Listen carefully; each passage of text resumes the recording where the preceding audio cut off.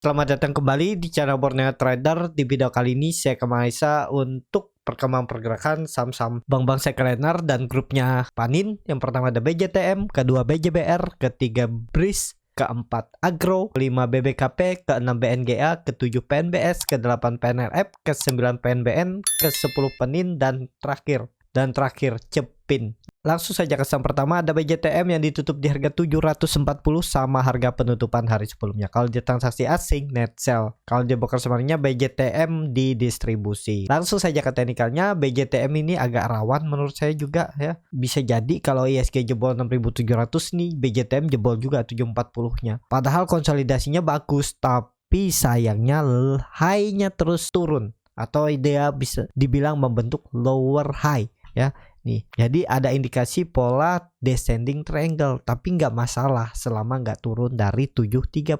Dan kalau Bapak Ibu mau simpen untuk dapat dividen dan capital gain, menurut saya harga sekarang juga masih oke ya. Tinggal nambah nanti misalnya 2 minggu ke depan atau 3 minggu ke depan atau sebulan ke depan dia jebol 730 dan ke 680 700 lagi ya, average down aja. Harusnya itu dijaga BJTM. Jadi seperti itu. Kalau dilihat dari time frame weekly-nya minggu lalu itu masih konsolidasi. Ini dia selama 5 minggu tuh konsol 735 sampai 750. Berarti naik turunnya 2% aja ya. Ya lumayan juga ya kalau bisa ditektokin. Tiap minggu dapat 1%, bungkus saja kan. 4 minggu itu enggak 4% ya. 4 minggu 2% ya lumayan lah. Cukup bagus. Portofolio bertumbuh.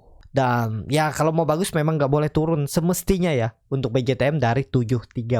Ini bisa jadi nanti pola symmetrical triangle atau pattern flag atau bullish pennant ya. Banyak terbentuk pola nih, tinggal nunggu tembus 750 dan bertahan di atas 750 itu baru makin oke untuk BJTM. Seperti itu untuk BJTM. Langsung saja ke saham selanjutnya.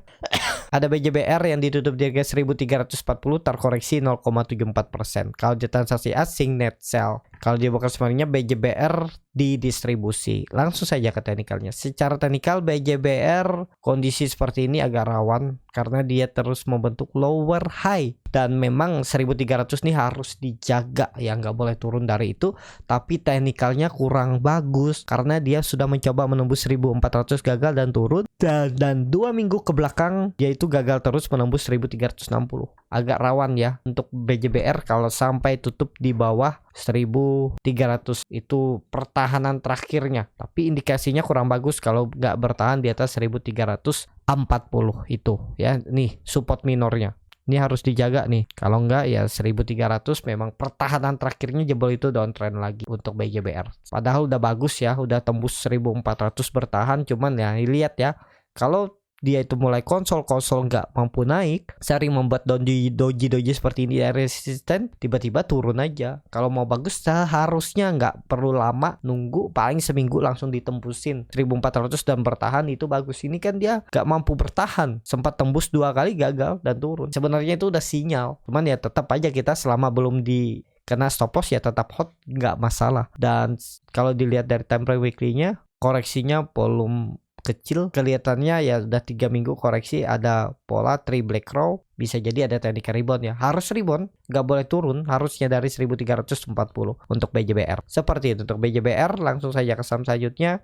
Ada BRIS yang ditutup di harga 1565 terkoreksi 1,88%. Kalau dia transaksi asing net sell. Kalau dia bukan sebenarnya BRIS di distribusi. Langsung saja ke teknikalnya. Secara teknikal BRIS kondisi seperti ini agak rawan juga ya. Menurut saya perlu hati-hati karena dia sudah 2 minggu gagal menembus 1600. Takutnya buangan dan akan retest lagi area 1400. Sebenarnya udah bagus dia membentuk candle hammer atau doji nih. Semestinya dia mampu tembus kan, sayangnya gagal. Ini ada pola bisa jadi nanti bearish flag atau bearish triangle. Kuncinya kalau kondisi seperti ini 1500 jangan jebol nih, support minor. Kalau support kuatnya 1400 nih ya, neckline-nya itu pola important triangle shoulder di area ini. Kunci tren jangka pendeknya nggak boleh turun dari ini 1500. Kalau turun dari itu ya makin lemah, susah untuk naik lagi ke atas 1600 dalam waktu dekat. Seperti itu untuk BRIS. Kalau dilihat dari time frame weekly-nya, doji oke nih ya,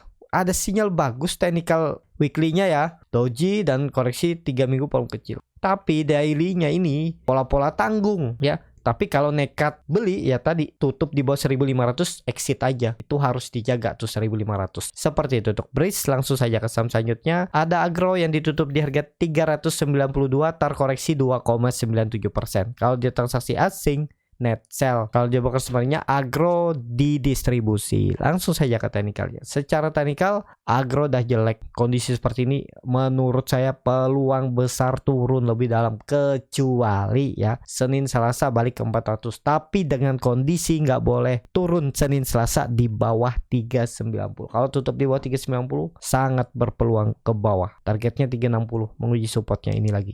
Indikasi kurang bagus lah Agro ya, di bawah 400 tuh sinyal jelek untuk Agro. Kalau dilihat dari time frame weekly-nya, yang doji harusnya dikonfirmasi hijau atau pola Morningstar gagal dan malah turun. Walaupun turunnya dengan volume kecil, tapi sinyalnya udah kurang bagus ya. Senin Selasa harus kembali ke atas 400 kalau mau bertahan dan pergerakannya kembali bertahan di atas support, dan peluang besar bisa lanjut menguat ya. Kuncinya 400 harus tembus dulu Senin Selasa. Seperti itu untuk Agro. Langsung saja ke saham selanjutnya. Ada BBKP yang ditutup di harga 111 terkoreksi 2,63%. Kalau dia transaksi asing net sell. Kalau dia bakal semuanya BBKP hampir sama aja antara akumulasi dan distribusi. Langsung saja ke teknikalnya. Secara teknikal BBKP kondisi seperti ini udah mulai sinyal kurang bagus juga, udah di bawah 120 dan susah menurut saya kalau dia tembus 120 dalam waktu dekat. Seminggu ke depan juga agak berat kalau tembus 120, malah berpeluang ke 100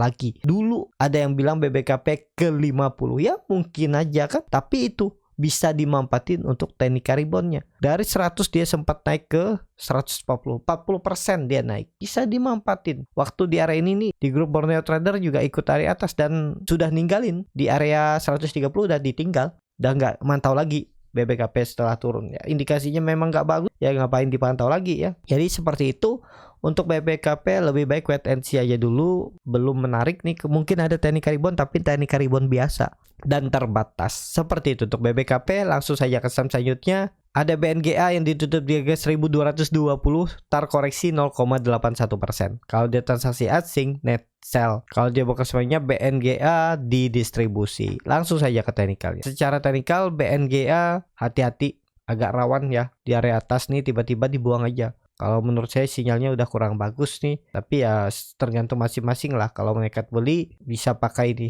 1200, emang 60 nih dijaga. Kalau enggak gagal, harus dijaga tuh. Kalau menurut saya mending wait and see aja dulu lah. Untuk BNGA belum menarik, agak nanggung harganya. Ya kalau nekat beli ya itu tadi, tutup di bawah 1200, stop loss dulu daripada di bawah ke 1000 sampai 1100 untuk BNGA. Seperti itu. Langsung saja ke saham selanjutnya. Ada PNBS yang ditutup di harga 64 sama harga penutupan hari sebelumnya. Kalau dia transaksi asing net sell. Kalau dia bukan sebenarnya PNBS hampir sama aja antara akumulasi dan distribusi. Langsung saja ke teknikalnya. Secara teknikal PNBS juga rawan, dah di bawah 65 itu indikasi kurang bagus ya. Memang level support yang harus dijaga 60, tapi sudah di bawah 65 tuh udah rawan. Mending wait and see aja dulu lah untuk PNBS ya, belum menarik. Kalau dilihat dari time frame weekly-nya juga koreksi, memang ekor panjang doji. Ya lihat minggu inilah mampu nggak kembali ke atas 65, tapi agak tanggung, harganya juga rawan menurut saya untuk PNBS. Jadi lebih baik wait and see aja dulu. Kalau berminat dan yakin ya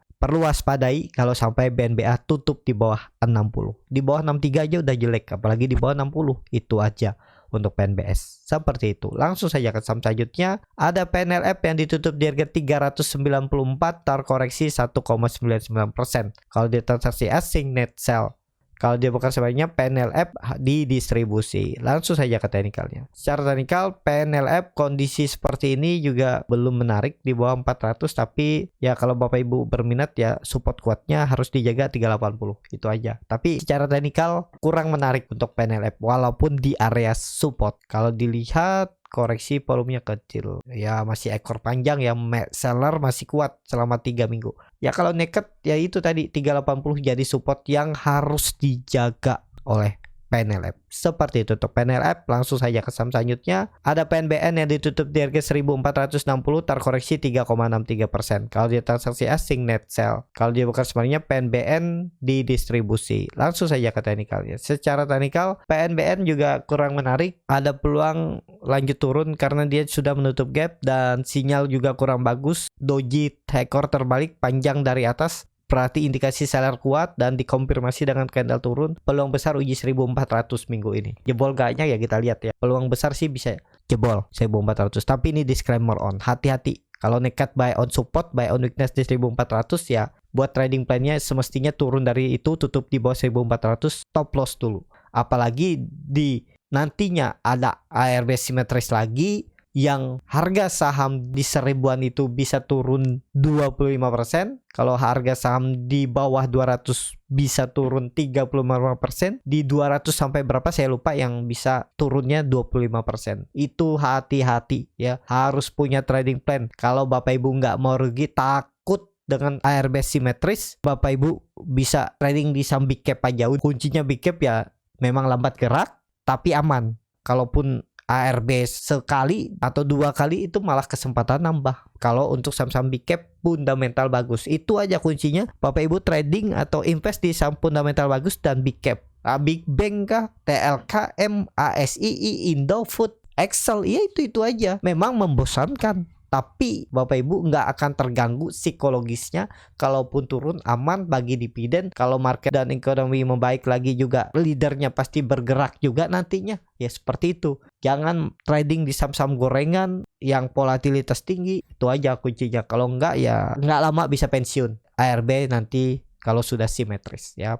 Kuncinya trading itu disiplin. Kenapa banyak orang yang menyarankan punya trading plan pakai stop loss? Ya karena pengalamannya ya seperti Bapak Ibu juga dulu. Ya nggak pakai stop loss ruginya besar. Pas belajar disiplin pakai stop loss dan ya bisa tetap fight di pasar modal. Karena kita nggak tahu kapan itu saham naik. Ya memang mungkin naik nggak tahu sebulan, 2 bulan, setahun, 2 tahun, 3 tahun kan nggak ada yang tahu naiknya kapan. Uangnya juga lengket di situ kan nggak bisa digerak-gerak seperti itu.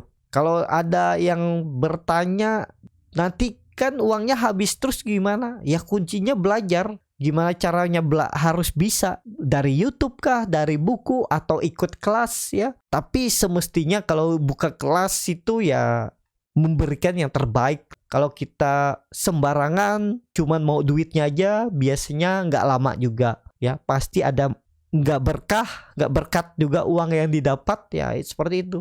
Nggak ada yang salah kok.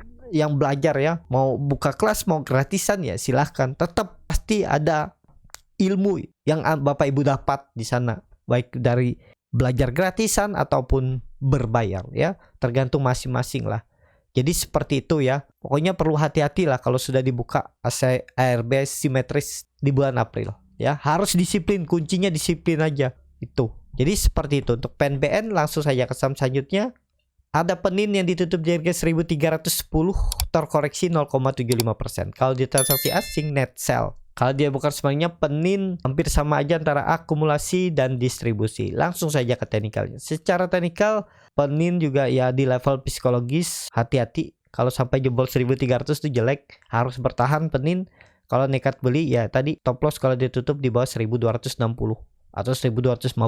Itu aja untuk Penin. Kalau dilihat dari time frame weekly-nya, doji ekor panjang harusnya bagus ya. Kalaupun ada yang nekat beli ya ini harus dijaga. Kalau minggu ini Penin tembus 1400 kuncinya ya. Jumat sudah berada di atas 1400 tutupannya. Bisa jadi selama 4 minggu ini akumulasi dan ini terkonfirmasi bisa jadi swing low. Tapi dengan kondisi, dengan catatan minggu ini maksimal di Jumat nanti sudah di atas 1400 pergerakannya untuk Penin.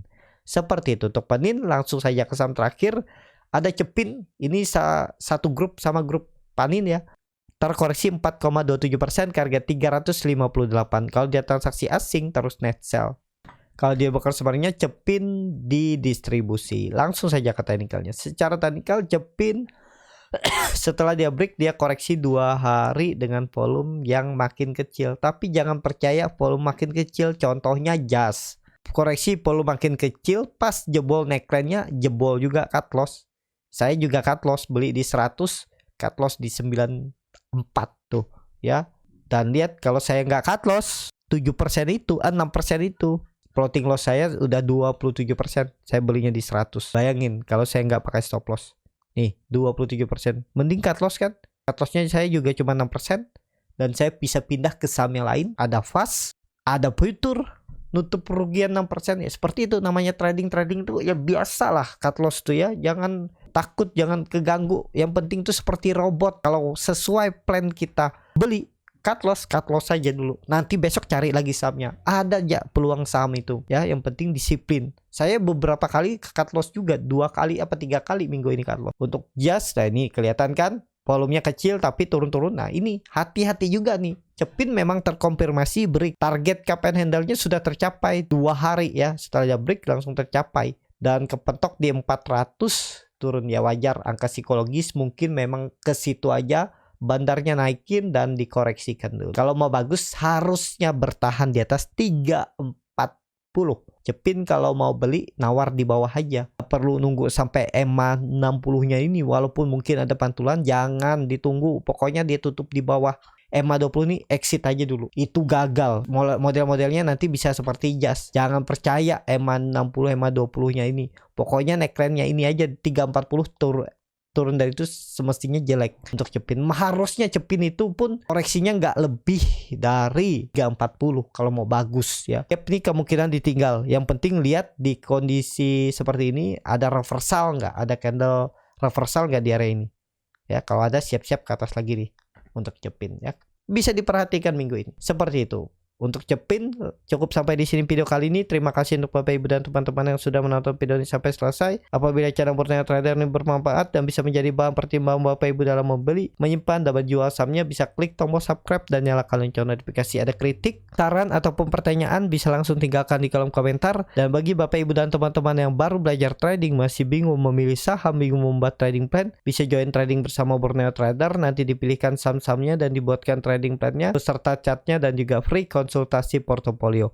Kalau tertarik, DM Instagram Borneo Trader. Sampai ketemu, tetap semangat dan semoga bisa terus cuan.